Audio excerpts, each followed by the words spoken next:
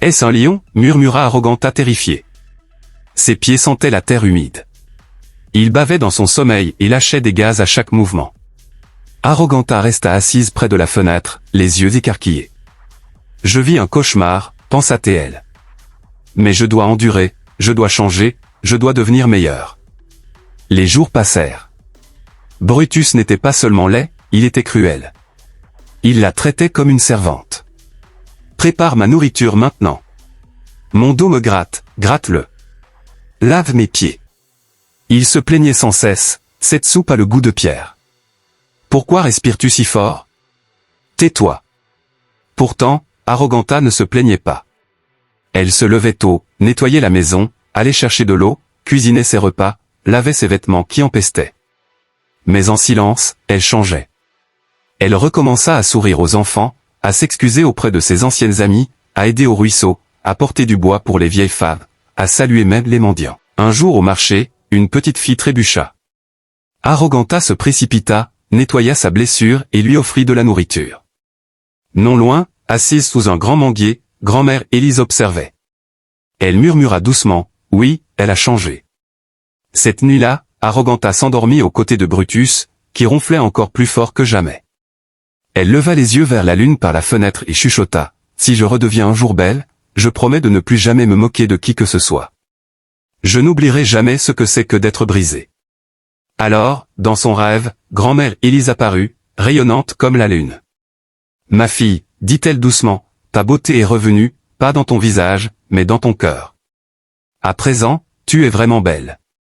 Quand tu te réveilleras, tu le verras. » Le lendemain, Aroganta bondit vers le pot d'eau et se pencha pour contempler son reflet. Cette fois, Aroganta cria, mais de joie. Sa peau était redevenue lisse, ses yeux brillants, sa chevelure épaisse et pleine, ses lèvres éclatantes. Sa beauté était revenue, mais plus forte, plus profonde, plus complète qu'auparavant. Elle sortit de la hutte en chantant. Tout le village accourut. Elle est redevenue belle.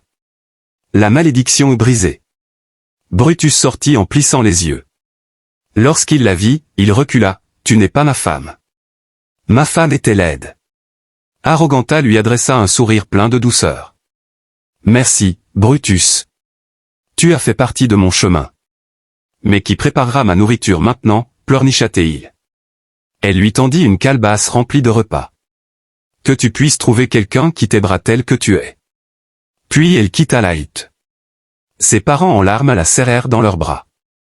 Peu de temps après, un prince riche et élégant, venu d'un royaume lointain, arriva au village. Il avait entendu parler d'Aroganta, de son chemin de l'orgueil vers l'humilité.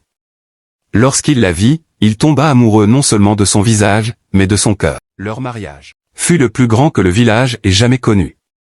Les danseurs dansèrent, les tambours résonnèrent, les femmes lancèrent des you-you, et même les arbres semblaient se balancer de joie. Mais Aroganta n'oublia jamais. Elle traitait ses serviteurs avec bonté, saluait chaque vieille femme, jouait avec les enfants. Elle alla même un jour rendre visite à Brutus et lui offrit de nouveaux vêtements. Elle ne vénérait plus son miroir, car désormais sa beauté venait de l'intérieur. Morale de l'histoire, l'orgueil mène à la chute, mais l'humilité élève l'âme. La beauté sans bonté est comme un fruit qui paraît sucré mais dont le goût est amer. Toujours respecter les autres, qu'ils soient petits, vieux ou pauvres. Le véritable changement commence lorsque le cœur apprend.